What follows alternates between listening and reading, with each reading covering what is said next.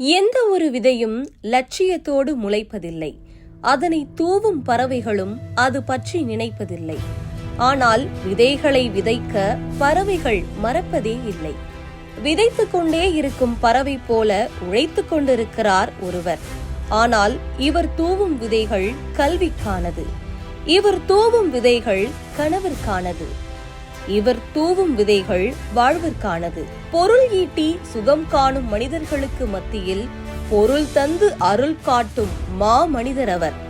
சாதாரண மனிதனாய் அவதரித்து இன்று அசாதாரணமான சாதனைகளை அரங்கேற்றும் பாரி மன்னனின் வரலாற்று தொடக்கம். உத்தம தலைவர் டாக்டர் பாரிவேந்தர் குறித்தான வரலாற்று காணொளியை காண்போம்.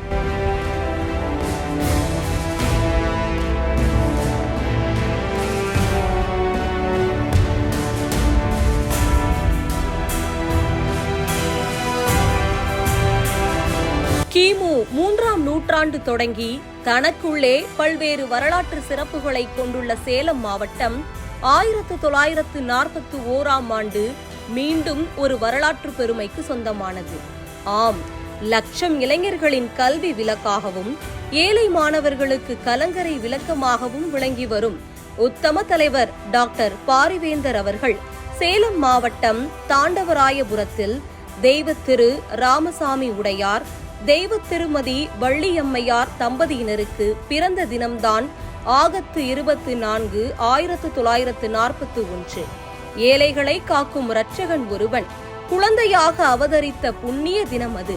அடிமை இந்தியாவில் பிறந்த அந்த குழந்தை சுதந்திர இந்தியாவையே திரும்பி பார்க்க வைக்கும் என்பதை அன்றைய தினம் யாரும் அறிந்திருக்க வாய்ப்பில்லை. ஏழ்மையின் பிடியாலும் வறுமையின் நெடியாலும் தவிக்கும் மாணவர்களுக்கு தகப்பன் ஸ்தானத்தில் இருந்து கல்வி வழங்கி வரும் டாக்டர் பாரிவேந்தர் அவர்கள் தனது 3வது வயதில் தந்தையை இழந்தார். தந்தையை இழந்த தன் மகனுக்கு அனைத்துமாக விளங்கி அவரை அணு அணுவாக பார்த்து வளர்த்தெடுத்தார் தெய்வ திருமதி வள்ளியம்மையார் அவர்கள். பெண் எனும் சக்தி மகத்தானது என்பதை அம்மையார் வள்ளியம்மை நிரூபிக் காட்டியுள்ளார். வாழ்வின் மிகப்பெரிய பிடியை இழந்த போதிலும் தன்னம்பிக்கையை இழக்காமல் ஆத்தூரில் தனது பள்ளி படிப்பை தொடங்க விரும்பினார். தன்னுடைய கடின உழைப்பால் இன்று கோடிகளை சம்பாதித்து வைத்துள்ள அவரால் அன்றைய காலகட்டத்தில் பள்ளி படிப்பிற்கான 4.25 ரூபாய் கட்டணம் கூட செலுத்த முடியவில்லை. ஏழ்மை அவரை முடக்கி போட்டது. முளைக்கும் போதே போராடும் விதை போல தழைத்து ஆத்தூரில் தனது பள்ளி படிப்பை முடித்தார். இன்று எண்ணற்ற இளைஞர்களை பொறியாளர்களாக உருமாற்றி அழகு பார்த்து வரும் அவரது ஆசையும் பொறியியல் படிக்க வேண்டும் என்பதுதான். ஆனால் அவர் பிறக்கும் போதோ அவரோடு ஒட்டி பிறந்த வறுமை அவரது கனவை நொறுக்கி போட்டது. எடுத்து வைத்த முதல் அடியே பெரும் இடியாக மாறிய பின்னும் மனம் தளராத அவர் திருச்சி ஜமால் முகமது கல்லூரியில் கணிதம் படித்தார். லட்சம் துளிகளால் நிறைந்திருக்கும் கடலின் தாகம் எப்போதும் அடங்காது என்பது போல கணிதம் முடித்தாலும் பிஇ படிப்பிற்கு இணையான AMIE படிப்பதற்காக சென்னை வந்தார். மாலை நேரத்தில் AMIE படித்த அவர் தனது கல்வி செலவுகளுக்காக காலை நேரத்தில் வேலைக்கு செல்லும் சூழல் உருவானது. இதனால் மாநகராட்சி பள்ளியில் கணித ஆசிரியராக பணிக்கு சேர்ந்தார். சக்கரமாய் சுழலும் கால்கள் கொண்டு 2 வேலைகளையும் ஒரே நேரத்தில் கையாண்டார்.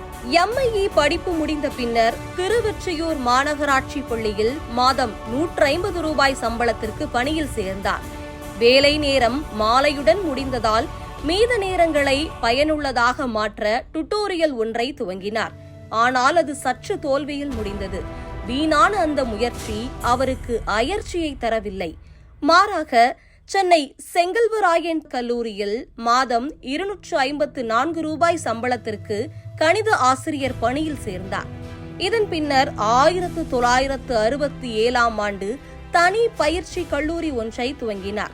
இந்த பயணத்தின் அடுத்தபடியாக 1969ஆம் ஆண்டு சென்னை தீநகரில் SRM matriculation Nightingale higher secondary school என்ற பள்ளியை துவங்கினார்.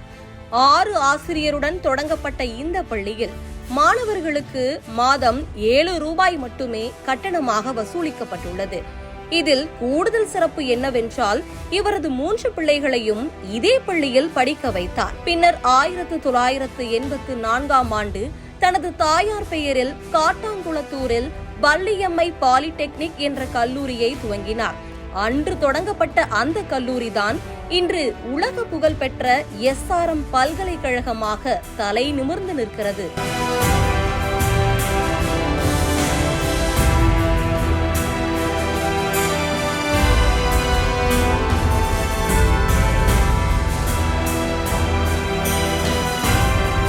வானளவு புகழ் கொண்ட கல்வி நிறுவனங்களில் கடைக்கோடி தமிழரின் பிள்ளைகளுக்கு கல்வி கிடைக்காது என்ற சிந்தனையை உடைத்தெறிந்து அடித்தட்டு மக்கள் ஆயிரக்கணக்கானோருக்கு SRM பல்கலைக்கழகத்தில் இலவச கல்வியை கொடுத்து வருகிறார்.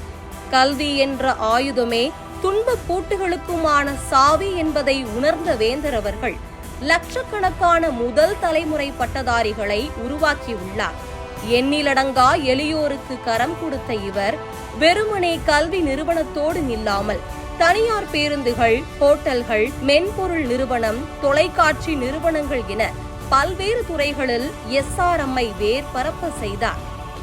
தான் சேர்த்த செல்வத்தை தன்னோடு மட்டுமே வைத்துக் கொள்ளாமல் ஊருக்கும் பகிர்ந்தளிக்க என்னும் வேந்தர் அவர்கள் தன்னுடைய கவனத்தை தான் சார்ந்த சமுதாயத்தின் வளர்ச்சி மீது காட்டத் துவங்கினார். 1968 முதலே தமிழ்நாடு பார்க்கவகுல சங்கத்தோடு தொடர்புடைய ஐயா அவர்கள் 1978ஆம் ஆண்டு மாநில பொது செயலாளராக திறம்பட செயலாற்றியவர். 1984ஆம் ஆண்டு நடைபெற்ற சங்கத்தின் மாநில மாநாட்டில் கல்வி குறித்தான இவரது உரையை நினைத்து உச்சி முகராதவர் யாருமே கிடையாது.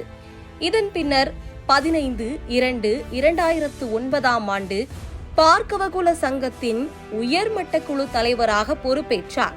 100 ஆண்டு வரலாற்று கொண்ட பார்க்கவகுல சங்கம் அடுத்த கட்ட பரிமாண வளர்ச்சியாக 31/10/2010 திருச்சியில் பார்க்கவகுல முன்னேற்ற சங்கத்தினை உருவாக்கி அதன் நிறுவனர் ஆனார். இதற்கு இடையில் பால் பட்டு கிடக்கும் தமிழ்நாட்டை சீர் செய்வதற்காக ஏப்ரல் 29, 2010 அன்று இந்திய ஜனநாயக கட்சி என்ற மாபெரும் மக்கள் இயக்கத்தை துவங்கினார். கட்சி தொடங்குவதே ஆட்சியை பிடிக்கத்தான் என சொல்பவர்களுக்கு மத்தியில் இந்த கட்சி இளைஞர்களுக்கான அரசியல் தளம் என்பதை பேரறிவிப்பு செய்தார்.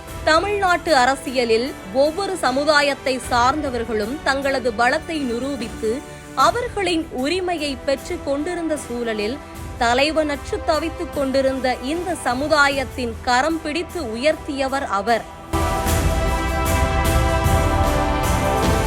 2011 நடைபெற்ற சட்டமன்ற தேர்தலில் பார்க்கவகுல வேட்பாளர்கள் 130 பேரை ஒரே சமயத்தில் தேர்தலில் போட்டியிட வைத்து தமிழ்நாடு அரசியல் களத்தையே தீப்பற்ற செய்தார்.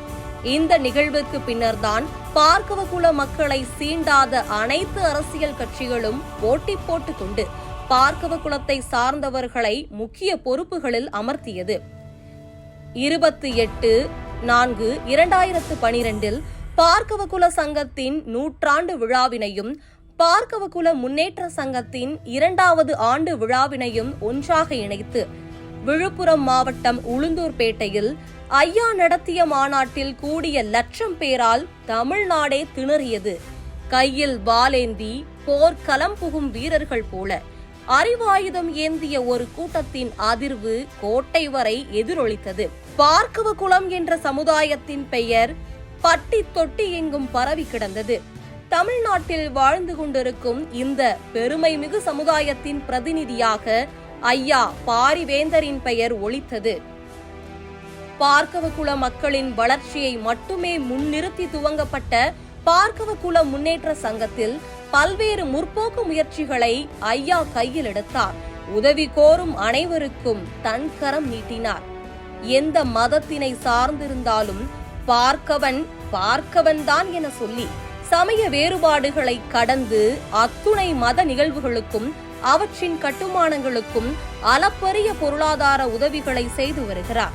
என்னுடைய வளர்ச்சி என் குடும்பத்திற்கான வளர்ச்சி என எண்ணாமல் தன்னுடைய வளர்ச்சி தன் சமுதாயத்திற்கான வளர்ச்சியாக மாற வேண்டும் என பொதுவான இயங்கியலையே புரட்டி போட்டுள்ளார். நாங்கள் எந்த சமுதாயத்திற்கும் எதிரானவர் அல்ல, ஆனால் எங்கள் சமுதாயத்திற்கு உயிரானவர்கள் என அட்டவணை பிரிவு மக்களின் நலனுக்காக கொண்டுவரப்பட்ட PCR சட்டங்கள் நம் இன மக்கள் மீது பொய்யாக பதியப்படுவதை எதிர்த்து களமாடியுள்ளார்.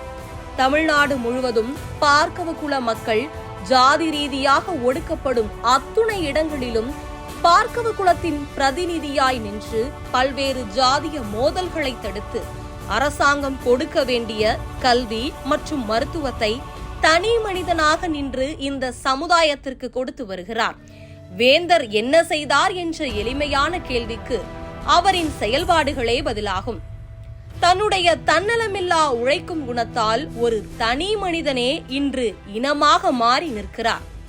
பல்வேறு ஆண்டுகளாக எந்த ஒரு அரசியல் எழுச்சியையும் காணாமல் துரோகத்தால் வீழ்ந்து கிடக்கும் இந்த சமுதாயத்தை எப்படியேனும் உயர்த்த வேண்டும் என்ற நம் முன்னோர்களின் கனவை தற்போது தூக்கி சுமப்பவரும் இவர்தான். இந்த நூற்றாண்டில் நமக்கு கிடைத்த இணையற்ற தலைவர் அவர். அவரின் கரங்களை வலுப்படுத்தாமல் இருப்பது நம்மை நாமே பின்னோக்கி இழுப்பதை போன்றது.